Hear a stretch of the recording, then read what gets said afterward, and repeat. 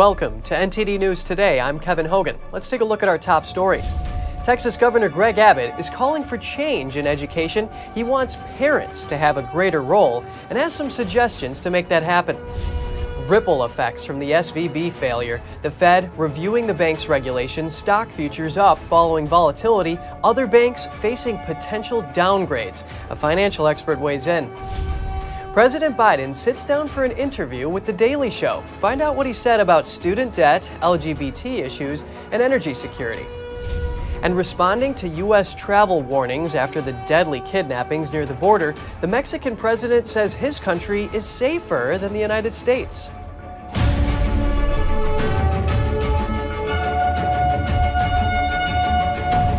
More fallout of the Silicon Valley Bank collapse. Stock futures and shares of regional banks are up due to the volatility surrounding SVB and Signature Bank's failure. I wanted to learn more about how the aftermath will affect other banks, so I spoke to a financial expert. Joining me now is Michael Busler, public policy analyst and professor of finance at Stockton University. Appreciate your time today, Michael. Well, thank you. It's my pleasure to be here. Moody's Investor Service is now reviewing 6 other banks after SVB's collapse. There could be potential downgrades. What can you tell us about the ripple effect of these bank failures?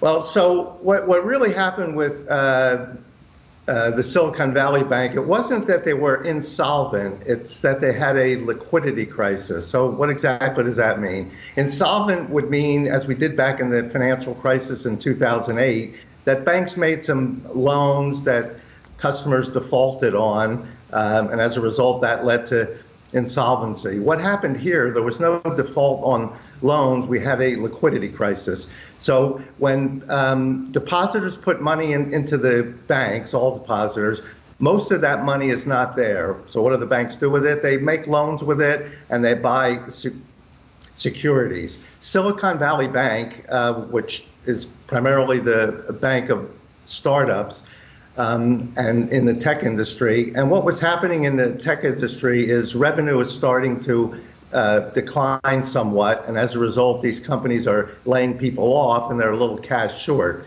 So they're starting to pull some cash out of Silicon Valley Bank. Now, Silicon Valley Bank didn't have enough cash to take care of all that. So they said we have to liquidate our bonds to have sufficient cash flow. The problem was, when they bought the bonds, they were paying only 1 or 2% interest.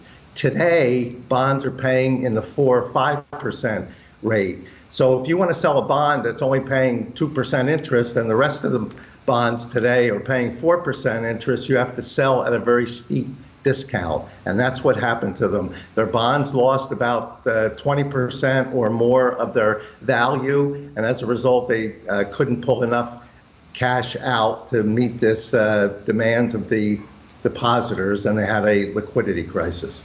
So, Michael, thanks for explaining how this revenue decline in the tech industry led to this liquidity crisis. How are these other banks going to be impacted if there are downgrades, and how will that affect Americans? Well, so most other banks are not in the same position in that they're not so heavily dependent on the technology industry. Still, banks will see, as businesses start to see the effects of perhaps a coming recession, they're going to want to pull more cash out. And if banks are heavily invested in bonds, they're going to have to sell these bonds at a discount, and it could potentially bring on some more liquidity crises in other banks. I don't think other banks will be that much negatively affected because, as I say, they're not as heavily invested in the tech industry, or rather tech industry depositors. And the other thing that was somewhat unusual, the Federal Deposit Insurance Corporation guarantees depositors money up to $250,000. Now, just yesterday, they said they'll guarantee no matter how much you have deposited in the bank. A company like Roku probably has $400 or $500 million in that bank, and if I was them, I would be nervous, except that the FDIC said that we're going to cover this no matter how much you have deposited. That will be expensive for the fees on the banking industry where this money, FDIC money, comes from, but it will stop any further banks from going under, and that's a good thing.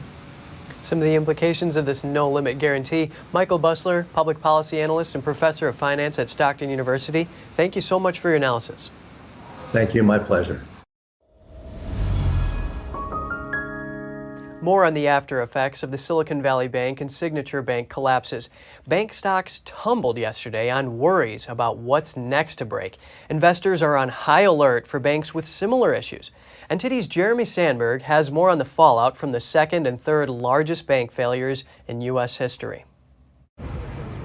Banks below those deemed too big to fail saw enormous pressure on Monday. Shares of First Republic Bank took a nosedive, dropping 60% in pre-market trading.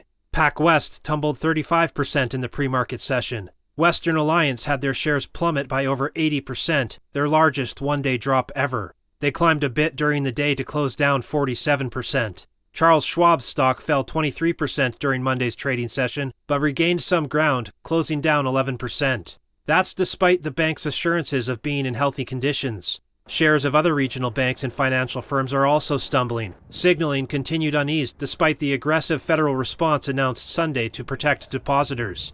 FDIC employees assured concerned customers lined up outside of Silicon Valley Bank headquarters in California that their money was safe. Feel free to transact business as usual. It's just we asked for a little bit of time because of the bomb. But many clients weren't taking any chances. We're here to see if we can extract the money quickly. No, I'm going to clear it out and learn my lesson, and we're not going to put the money all in one place. According to the Mortgage News Daily, 30-year fixed mortgage rates dropped to just under 6.6% on Monday. The housing market could see more buyers if the trend continues. The rates are influenced by the 10-year Treasury yield, which has dropped due to the recent bank failures. U.S. inflation data due late Tuesday could inject more market volatility, even if investors see the Fed prioritizing financial stability. The Federal Reserve is investigating Silicon Valley Bank to find out how regulators, including some feds, missed the financial storm. Their review is set to be publicly released on May 1st. Jeremy Sandberg, NTD News. Texas Governor Greg Abbott wants parents in charge of their children's education. He thinks school choice is the way forward and is delivering that message at events across the state. NTD's Daniel Monahan has more on the governor's proposal. In Texas, we believe in freedom. Governor Abbott spoke last week at a parent empowerment night at Grace Community School in Tyler, Texas.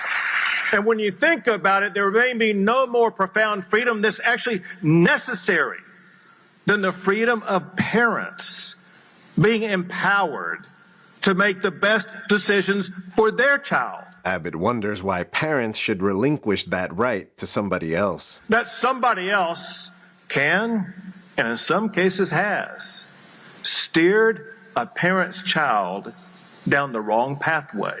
He says it's the parent's responsibility to be the primary educator of their child. Abbott says he wasn't just taught the basics, like reading, writing, math, and science at school. We were inspired by our country's founding and how it stands apart from the rest of the world as the beacon for liberty and opportunity. But Abbott raised an example of a history teacher in Conroe, Texas, who he says taught students to disrespect the American flag. We will not use your taxpayer dollars to teach our kids to hate our country or to disrespect our flag. The Texas governor says schools are for education, not indoctrination, and called for empowering parents. Abbott added that parents need educational freedom to be able to help their children succeed. The governor says school choice with state-funded education savings accounts are the way forward. Such savings accounts would allow parents to use state funds to pay for education outside the public school system. Parents could use funds for various types of education, including private, religious, homeschooling, and virtual learning. The idea of education savings accounts has gained popularity nationwide over the last decade. More than 20 states have adopted various forms of school choice programs. However, opponents argue that losing any amount of state funding could be harmful to public education, They point out that the average per-student public education funding is about $10,000, and that students already attending private school would also be eligible for the plan. Senior Director of Policy at Raise Your Hand Texas, Bob Popinski, says, quote, "In our state, we have 300,000 kids that are attending private school." He says that's about $3 billion coming out of state school funding for kids that already attend private school. Popinski says rural districts with fewer students could be forced to cut staff or services if lawmakers pass school choice. Daniel Monahan, NTD News. President Biden expresses confidence that his student debt relief plan will go through. This was in an interview with The Daily Show yesterday. He also commented on transgender laws in Florida.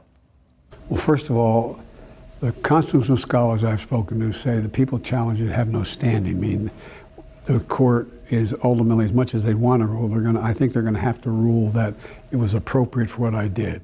Transgender kids is a really harder thing. What's going on in Florida is, as my mother would say, close to sinful. I mean, it's just terrible what they're doing. It's not like, a kid wakes up one morning and says, I decided I want to become a man, or I want to become a woman, or I want to change. I mean, what are they thinking about here? On the economy, Biden says he inherited what he called a gigantic mess economically and politically. On energy security, the president says his administration passed what he called the largest environmental plan in all of history. West Virginia wants to ban gender reassignment procedures on minors. The Republican majority legislature passed a bill on March 10th to that effect. House Bill 2007 passed the Senate in a 30-2 vote. Under the bill, healthcare providers in the state will be barred from providing irreversible gender reassignment surgery to a person under 18. The ban also applies to puberty blockers. However, the bill contains certain exceptions. It would allow procedures on those born with a medically verifiable sex development disorder. Further exemptions were added for people under the age of 18 at risk of suicide. Republican Governor Jim Justice has not yet indicated if he will sign the bill into law. The American Medical Association and the American Psychiatric Association have all voiced support for gender transition procedures among minors. Australia has reached an agreement to buy nuclear-powered submarines from the U.S. It's part of a plan involving the United States, Australia, and Britain. Here are the details. The leaders of the U.S., the U.K., and Australia met in San Diego on Monday for talks on national security. The three countries formed a security pact known as AUKUS in 2021. Its goal is to counter the threat of the Chinese regime in the Indo-Pacific region. Today, we're announcing the steps to carry out our first project under AUKUS, developing Australia's conventionally armed nuclear-powered submarine capacity. Under the agreement, Australia is able to access U.S. nuclear-powered submarine technology. Nuclear submarines are stealthier and more capable than conventionally powered ones. Australia will buy up to 5 Virginia-class nuclear submarines from the U.S. They are worth around $3 billion each. The AUKUS agreement we confirm here in San Diego represents the biggest single investment in Australia's defence capability in all of our history, strengthening Australia's national security and stability in our region. The UK and Australia will also build new nuclear-powered submarines from a British design, with U.S. technology and support. The first submarines are expected to be completed by the late 2030s. The submarines will carry conventional, non-nuclear weapons. AUKUS has one overriding objective: to enhance the stability of the Indo-Pacific amid rapidly shifting global dynamics. In this first project is only beginning. More partnerships, more potential, more peace and security in the region lies ahead. During the meeting, UK Prime Minister Rishi Sunak also pledged to boost the domestic defence budget. He said the UK will, for the first time, move the baseline commitment from 2% of the GDP to 2.5% of the GDP. That means over $6 billion in the next 2 years. This is how Sunak assesses the threats that AUKUS faces. But more broadly about China, I think it's just clear that it represents a systemic challenge to us and the world order. It's a country with fundamentally different values to ours, and its behaviour over the past few years has been concerning. More authoritarian at home, more assertive overseas. The three leaders said in a joint statement that their countries have worked for decades to sustain peace, stability, and prosperity around the globe. And they say that Monday's deal will help them advance these goals. Illegal immigrants entering the U.S. have now set their sights on a new destination, Canada. In January alone, crossings neared 5,000 at the U.S.-Canada border. On a lonely frozen stretch of upstate New York, a dead end. This is where the U.S. and Canada meet at a makeshift unauthorized crossing known as Roxham Road. Anyone who treks across the border here into Quebec is told by Canadian authorities they will be immediately arrested. I have to advise you it's illegal to enter Canada here. Right now you're under arrest for crossing the border of Canada. It's illegal to enter Canada here. If you do so, you will be placed under arrest by the police. But every day, a seemingly endless stream of asylum seekers intent on trying to find safe haven in yet another country cross the line anyway. Come right in there. I'll take your baggage. The warnings are everywhere on this road in Champlain, New York, but they don't deter the stream of people, many of whom have cobbled together a way to get to Manhattan, then take a bus to a town 28 miles south of here, and then pay a driver to drop them off at this tiny corridor. They're unaware of what lies ahead and the cold they'll face along the way. These last few years have seen an influx in crossings that Canada is not prepared to handle. Simply securing appointments to obtain a work authorization can now take months or longer. This individual crossed in February, and you're seeing that their date's actually February 11th, 2025, so 2 years. About an hour north of the border, over here also, Abdullah Daoud helps lead the refugee center in Montreal. So these numbers are a dramatic increase from the numbers that we were used to seeing historically in Canada. The nonprofit working with the Canadian government to help guide refugees through the asylum process. December saw an increase from November, January saw an increase from December, February saw an increase from January. Canadian government figures show a record 39,000 unauthorized entries into Quebec from the U.S. in 2022, nearly all, according to experts, entered through Roxham Road. In January alone, crossings here neared 5,000. Compare that to just more than 2,300 a year before. U.S. and Canadian officials are discussing potential changes to the Safe Third Country Agreement. A loophole in that treaty is incentivizing migrants crossing from the U.S. to use Roxham Road. Authorities in Texas are urging people to avoid crossing into the border towns of Mexico and advocating that drug cartels should be labeled terrorist organizations. The warning comes after the kidnapping of 4 Americans last week, leaving 2 of them dead. We're very concerned at the state level, and that's why, because of the increased violence and the fact that the Mexican drug cartels represent a significant threat to anyone who crosses into Mexico, and just the sheer volatile nature of these criminal organizations and the increased violence. That's why we strongly urge anyone to avoid crossing into Mexico, especially at this time. The Texas Department of Public Safety warns tourists to be aware there has even been a cartel presence in some of Mexico's most popular resort areas. Those who still want to travel to those locations are advised to contact the U.S. consulate, travel in groups, and be aware of their surroundings. Since last year, Mexico has seen a jump in U.S. tourists. The fatal kidnapping was one of a string of violent attacks in the country this month. But the president of Mexico rebuts U.S. criticism of Mexico's security record. Here are his comments. Mexico is safer than the U.S., and there's no problem with traveling safely across Mexico. That's something the U.S. citizens know and something our fellow countrymen know. Central Mexico has been racked by heavy gang violence. A bar attack over the weekend left 10 people dead. Meanwhile, authorities say 7 women were reported missing last week. In 2020, the murder rate in Mexico was 28 per 100,000 people, about 4 times higher than in the U.S.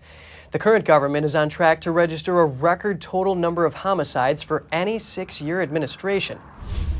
And just ahead, the DOJ sues pharmacy chain Rite for illegally selling controlled substances, including opioids. Inmates arrested for the January 6th Capitol breach and former President Trump team up to make a song. It's now hit #1 on iTunes. More in just a moment here on NTD News Today.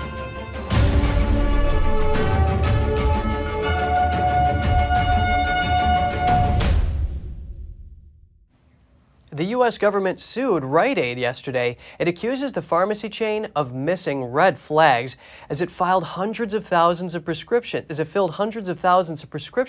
for controlled substances, including opioids. The Department of Justice says Rite Aid repeatedly filled prescriptions from May 2014 to June 2019 that were medically unnecessary. Rite Aid pharmacists were accused of ignoring obvious signs of misuse, including in prescriptions for Trinities. Those refer to a combination of opioids, tranquilizers, and muscle relaxers preferred by drug abusers for their increased euphoric effect. The Department of Justice says Rite Aid repeatedly filled prescriptions from May 2014 to June 2019 that were medically unnecessary.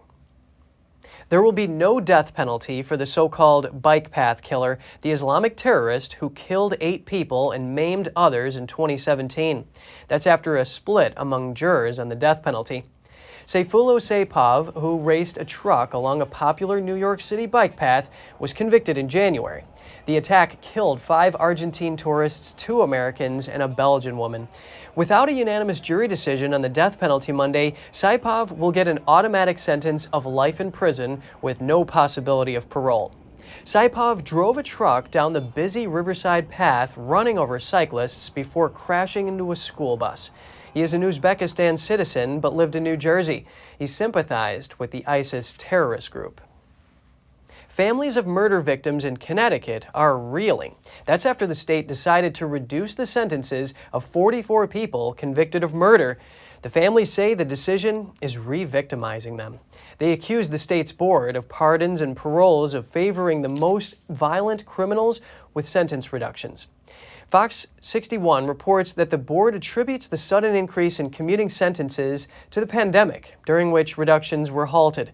However, compared to the 71 reductions in 2022 in Connecticut, there were only 6 between the years 2016 and 2021. A national gun rights organization is decrying the expansion of the Bureau of Alcohol, Tobacco, Firearms, and Explosives in President Joe Biden's budget proposal for 2024. Biden's $6.8 trillion budget proposal contains $1.9 billion for the agency. If passed as written, it would expand the agency by 35%, an overall growth of more than 50% since the Obama administration. The money would expand multi-jurisdictional gun trafficking strike forces, increase firearms industry regulation, and implement something called the Bipartisan Safer Communities Act. In a statement, Gun Owners of America said the budget items are nothing more than incremental gun control that will make no one safer while denying law-abiding gun owners their constitutional rights. Uber and Lyft can continue treating their California drivers as independent contractors. A state appeals court ruled yesterday to uphold a voter-approved law called Proposition 22. That means drivers of companies like Uber and Lyft are not entitled to benefits like paid sick leave and unemployment insurance in the state. Proposition 22 exempted app-based drivers from a state law known as AB 5. AB 5 makes it difficult to classify workers as independent contractors instead of employees. Companies like Uber, Lyft, and DoorDash spent $200 million on a campaign to make sure Proposition 22 would pass. A lower court ruling in 2021 said it was illegal. Yesterday's ruling reversed that decision. The court also ruled that the companies cannot stop their drivers from joining a labor union that would allow them to collectively bargain for better working conditions. Illinois labor laws are getting a major change starting next year. Workers will be given 40 hours of paid leave during each 12-month period. Governor J.B. Pritzker signed a bill into law to guarantee that yesterday. Today, we will become the 3rd state in the nation to require paid time off, and the 1st among the largest states. Pritzker says working families face many challenges. He hopes the new law will relieve some of the burden. Illinois will be the 3rd state in the country to mandate paid time off and allow workers to use it for any reason. Maine and Nevada have approved similar laws. The new law will go into effect January 1st. Former President Trump has recorded a song in collaboration with a group of men charged for their involvement in the January 6th Capitol breach. It's now hit #1 on iTunes.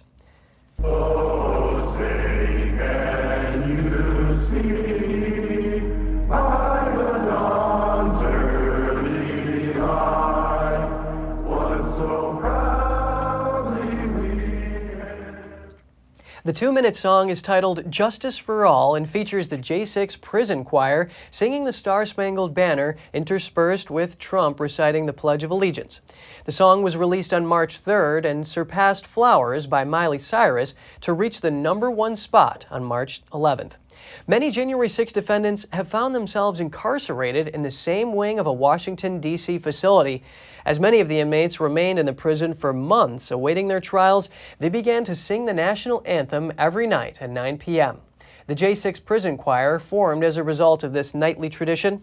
Forbes reported that Trump recorded his portion of the song a couple weeks prior at his Mar-a-Lago home in Florida. And coming up, a Chinese rocket breaks up in space, takes a plunge back to Earth, and lands in rural Texas. A world-leading research institute has pulled out of its branch in China, marking the end of a decades-long partnership. We'll have the details soon when we return.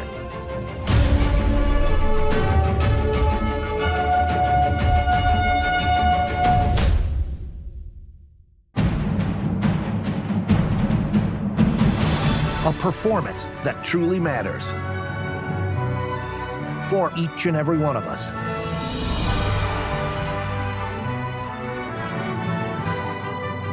This is what you've been waiting for. See it at least once in your lifetime. Get tickets now at shenyun.com. The Fixture Pioneer, CGM. Professional AI intelligent fixtures. All-round integration of 4 systems. High precision, high durability, high quality. 2-micrometer repetition accuracy. More than 80 patent certificates. ISO 9001 approved. Precision clamping to meet your every need. CGM has it all. Pride of Taiwan. CGM.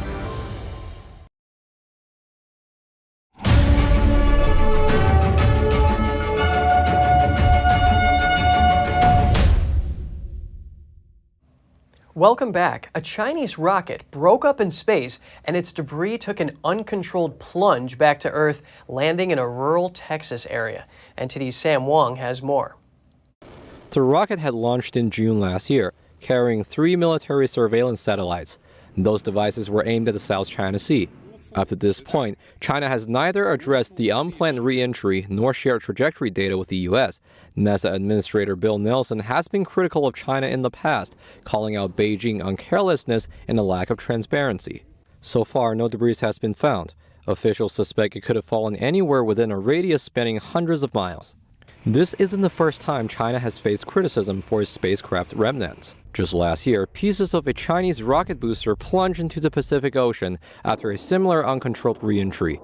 Despite no immediate reports of damage, it led to a closure of Spanish airspace, causing massive delays for hundreds of flights. For most countries, re-entry plans are required for spacecraft. That's to prevent leaving an excessive amount of space debris in lower orbit. Doing so could eventually lead to debris collision with satellites. It would also pose great danger to civilians if pieces of space junk unexpectedly fall back to Earth. Beijing tapped a general sanctioned by the U.S. to be its defense minister. What's his background? Let's take a look. For the first time ever, the head of the Pentagon will have to deal with a Chinese counterpart sanctioned by the U.S. Beijing appointed a new defense minister on Sunday, along with 4 vice premiers. The new defense chief, Li Shangfu, is on a U.S. blacklist for buying Russian weapons. What sets Li apart is his technical background. Li used to be an aerospace engineer, and he once led a Chinese military branch responsible for speeding up China's space and cyber warfare capabilities. Li's appointment comes as Washington pushes to restore military communication with China. That stopped after former House Speaker Nancy Pelosi visited Taiwan last August. Responding to Li's appointment, a Pentagon spokesperson said the U.S. military could not comment on media reports about China's leadership changes. He added that the DoD had been clear about wanting to maintain communications with the Chinese military.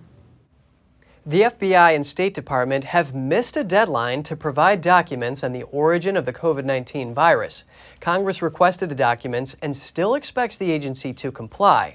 A spokesperson for the State Department said that Biden has directed staff to share any findings with Congress and the public. The FBI declined to comment. A congressional subcommittee held an initial hearing on the origin of the virus on March 8th. Witnesses offered mixed opinions on whether the origin of the virus can be definitively traced to a leak from a research lab in Wuhan, China. The U.S. government might have spent more taxpayer money than previously suspected for research at a lab in China. It's the infamous Wuhan lab, believed by some to have leaked COVID-19 to the public. Former federal investigator Diane Cutler told Fox News the lab misused U.S. taxpayer funds. That's via double billing and potential theft. Senator Roger Marshall hired Cutler to probe the funding used by the lab.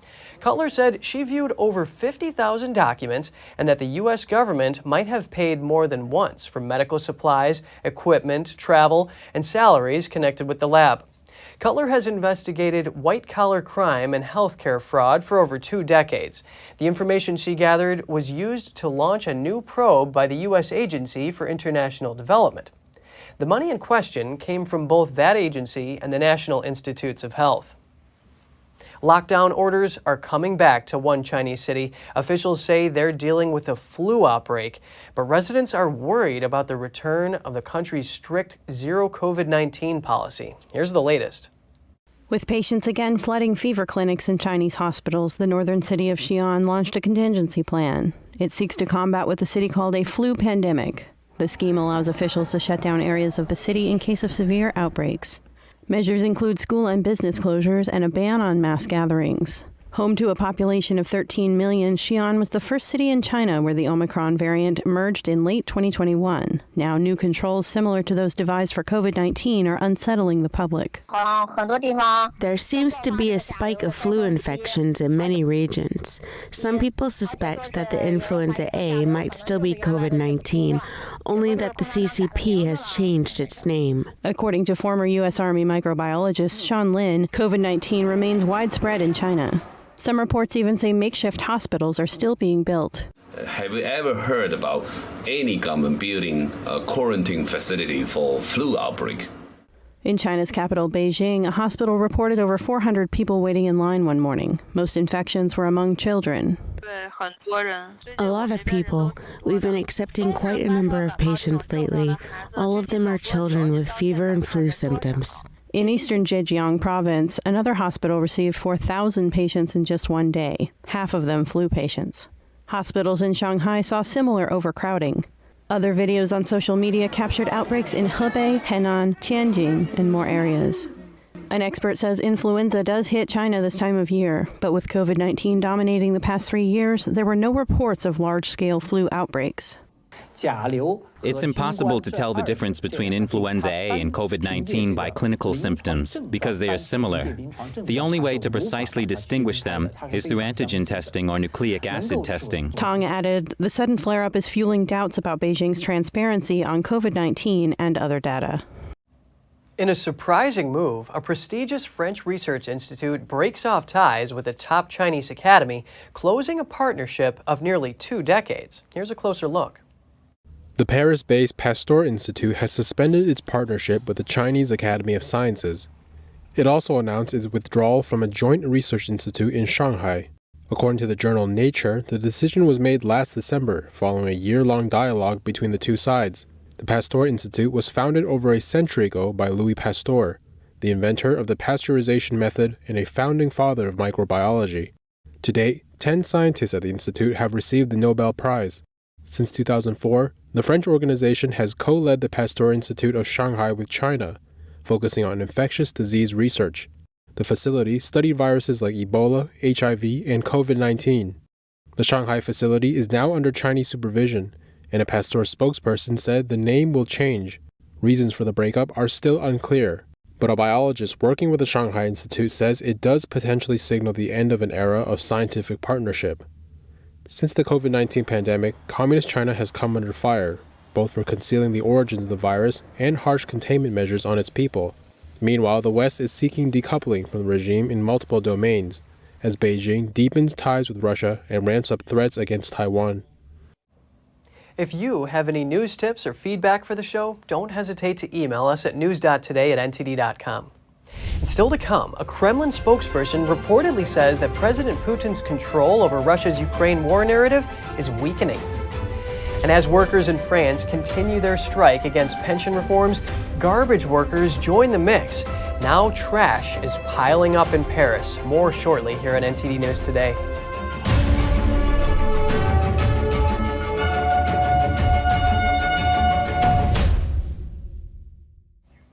A Kremlin spokesperson claims that Russian President Vladimir Putin's control of the Ukraine war narrative is slipping, according to a new report. As the war grinds on, Russia promotes its view of the conflict via news and social media platforms, but Putin's grip on the Russian information space could be slipping. This is all according to a think tank called the Institute for the Study of War. It says Russian Foreign Ministry spokesperson Maria Zakharova admitted a change during a forum. It was focused on the practical and technological aspects of information and cognitive warfare. The spokesperson confirmed infighting is taking place in Putin's inner circle and added that Putin has, quote, ceded centralized control over the Russian information space. Parisians have to contend with uncollected trash piling higher by the day after garbage workers join strikes over the government's pensions reform. President Emmanuel Macron is still refusing to meet with unions and insists the bill must go ahead. Here's more from NTD's France correspondent David Vives. Rubbish is piling up on Paris streets. Iconic places in the French capital, like the 16th district or the Place du Trocadéro, are blighted by overflowing bins and uncollected garbage bags, sometimes blocking the pavement. It's the 7th day of the rubbish collectors' strikes against pension reform. Despite the cold and wet weather, the smell is starting to bother residents.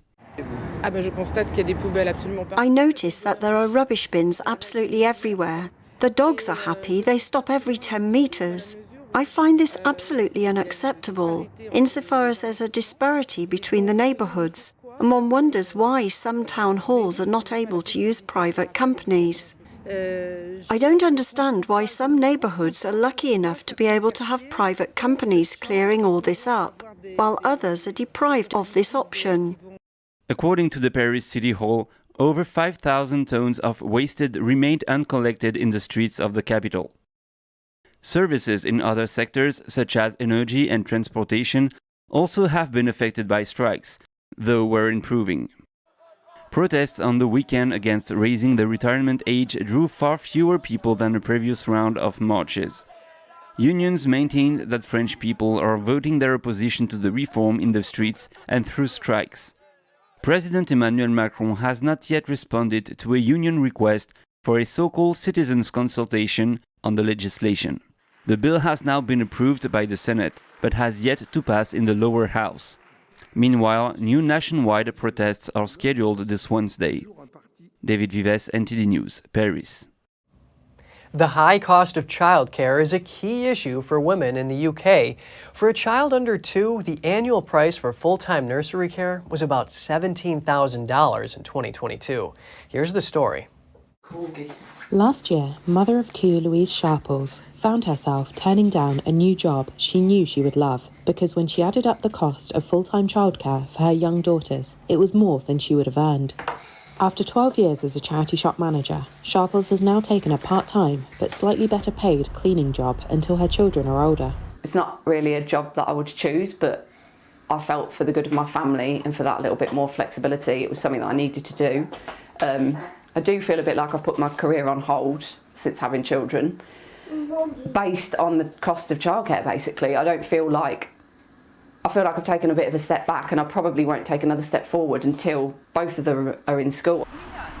A childcare bill of around $963 leaves her with around $118 of her wage at the end of the month. She's not alone. A survey of 24,000 parents published this month found 76% of mothers who pay for childcare say it no longer makes financial sense for them to work. But with more than 1.1 million jobs unfilled in Britain, business groups and researchers argue that acting on childcare in the upcoming budget could unlock greater economic growth. The Centre for Progressive Policy think tank estimates that around 1.5 million British mums would work more hours if childcare permitted. And a report in December by the Institute for Public Policy Research and charity Save the Children estimated that accessible, affordable childcare from 6 months to age 11 would provide returns of over $9.4 billion a year in tax contributions and reduce social security spending.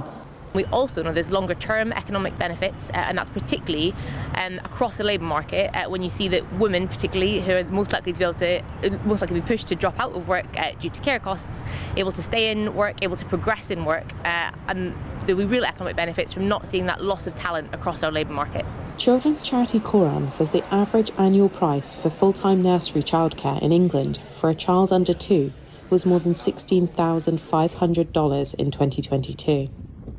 That makes Britain's childcare among the most expensive in the world, according to the OECD, taking up nearly 30% of the income of a couple with 2 young children.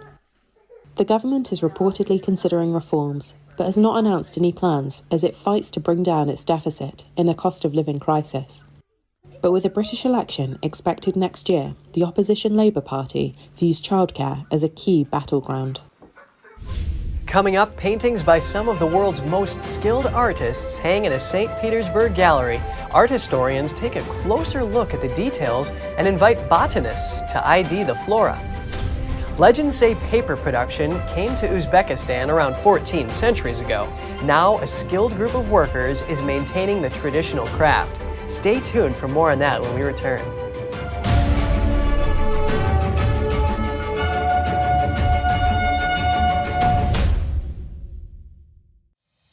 We're entering an unprecedented period of economic turmoil.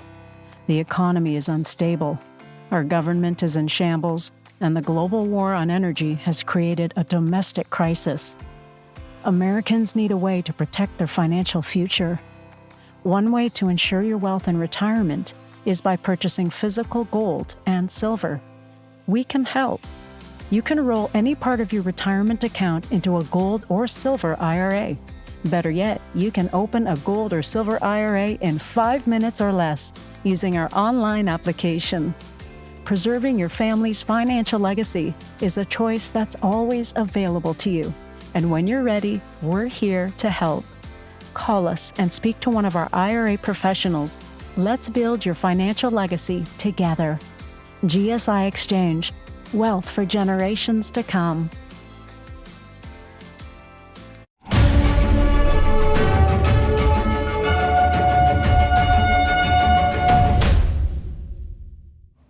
Good to have you back with us. Botanists are taking a close look at paintings displayed at Russia's State Hermitage Museum. NTD's Andrew Thomas has more on their research and how the natural world has influenced art history. The State Hermitage Museum in St. Petersburg.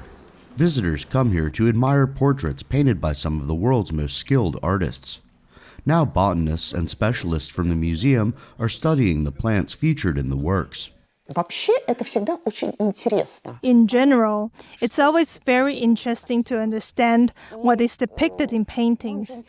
You find it interesting to see a horse, a bull, a dog, a cat. Why not plants? This is the same. It's just interesting. The rose and species of the genus Rosa are the most popular plants depicted.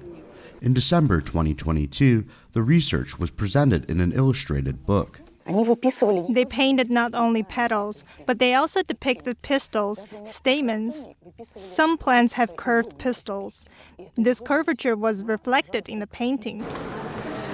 Thanks to bold explorers and travelers, new, curious plants begin to appear in paintings. What amazed me was that a lot of plants from the New World were depicted in the paintings, like something that was brought from the United States. It wasn't just silver, gold, precious stones. Seeds were also brought over. By and large, the Old World was enriched specifically with plants. Paintings often reflect certain misconceptions of that time, like with Holy Family with St. John the Baptist and Angels in a Landscape by Peter van Avant. Without knowing what the region looked like, the artist had to use his imagination. This is St. John with angels. Look, we can see again nothing more than the domestic apple. Here's the apple tree, plants, Everything is great. There were no apples in the Holy Land. They were not there. Even the curators interpret the paintings differently in light of the new research. Whether we like it or not, now we write not just flower garland, but a garland of roses, a garland of bellflowers, etc. You immediately think of a symbol, what it meant for an era. The recently published Hermitage Garden book illustrates the project and its results. Andrew Thomas, NTD News. Turning to a type of ancient paper. It was once widely traded on the Silk Road. Now, a skilled group of workers is keeping those techniques alive. NTD's Andrew Thomas has more. According to local legend, paper production came to the Uzbek city of Samarkand 14 centuries ago. Paper production first began in Samarkand at the end of the 7th and beginning of the 8th century.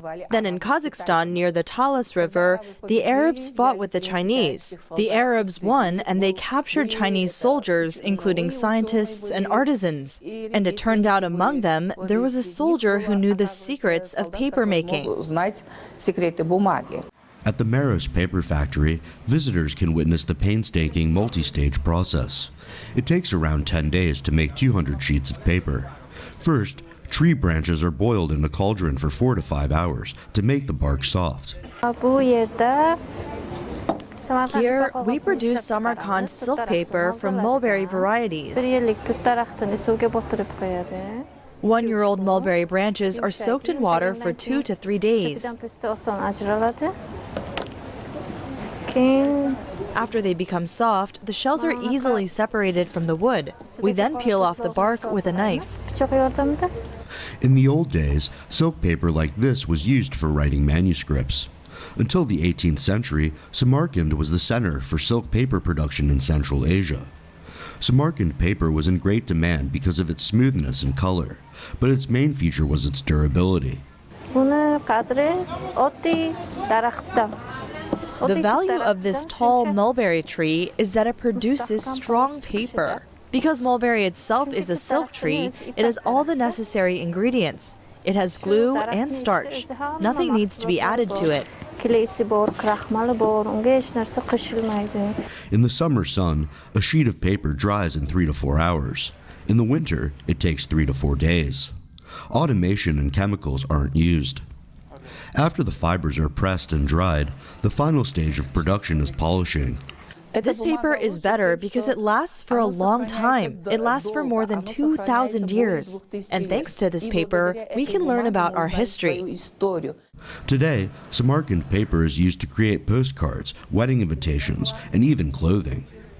Andrew Thomas, NTD News. The remains of a Roman aristocrat and 61 other people have been unearthed by archaeologists in northern England. The unidentified woman's remains are believed to be more than 1,000 years old. Her skeleton, along with jewelry, was found in a very rare lead-lined coffin. It was discovered at the Hidden Cemetery in the city of Leeds last year. Archaeologists found men, women, and 23 children at the previously unknown archaeological site. Archaeologists hope the 1,600-year-old cemetery will help them understand an important, largely undocumented period of history. It was the transitional period between the fall of the Roman Empire in 400 BC and the establishment of the later Anglo-Saxon kingdoms. And just ahead, theatergoers in Florida are impressed by the world-class performance from Shen Yun. Let's hear what they said right after the break here on NTD News Today.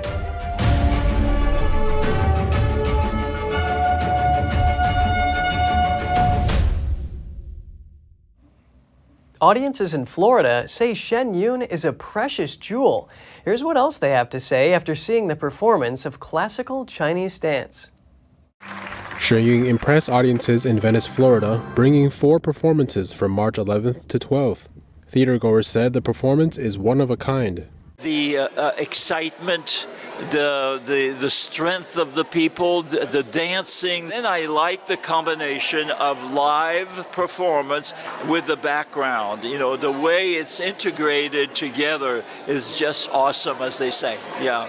very colorful, very educational, very upbeat, but, has its reality in between the lines.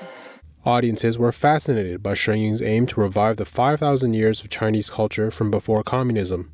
Oh my goodness, I don't know why we can't go back to that. It was so much beautiful, so much more people-oriented than what is in China today. It's really a shame to see a beautiful culture being subjugated to the communists. That's not good. It's tragic what communism has done. Unfortunately, too many people don't see the dangers of it. And I thought it was very brave of you to bring this message, especially in this time when we need it so badly. So coming today and sitting in this audience and listening to your messages and seeing these beautiful people dance, I was in another world, and I was so happy to be in this world. It's just beautiful that you're bringing the awareness, because we're also lucky here that we don't have so much persecution and rules, but we're moving in that direction. So it's a wake-up call for everybody. Some said there is a spiritual presence throughout the performance and added that the values are universal. A godly presence, and I think everyone should look toward God for help and for guidance and to spread his love. And you can see that in the show. Even religious and moral values seem to be shared amongst multiple cultures, multiple faiths throughout the entire world. I mean, the idea of just respect and caring for others and the sanctity of life, those are things that are shared in cultures all over the world. And, so I definitely see that in the history and the culture that was shown today. And it's something that was actually very familiar to me and very wholesome. So I enjoyed it very much. Please go on, and I will come back. I don't know where I'll come back, but I will come back, and I will spread the word. Everyone needs to see this show. Shen Ying is touring around the world until May. NTD News, Venice, Florida. Spring is the season of renewal and rebirth. It's not only the time to clean out your home, but also your body. Here's Gina Marie with Strong Mind and Body.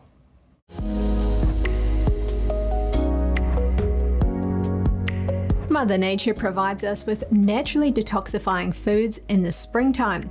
That makes it a perfect time to try a detoxifying cleanse. The best programs include self-care and nutrition education as part of the detox. That's a detox of the whole body rather than just diet. Let's get some tips and look at how to prepare your body. Take 3 to 5 days to prepare your body for a detox. For this period, eliminate dairy, sugar, chemical sweeteners, alcohol, wheat, toxic seed oils, and all processed foods. There are a few benefits to eliminating these ahead of time. It's less likely you will experience headaches and fatigue during your detox. Next, let's look at how to pick the right program.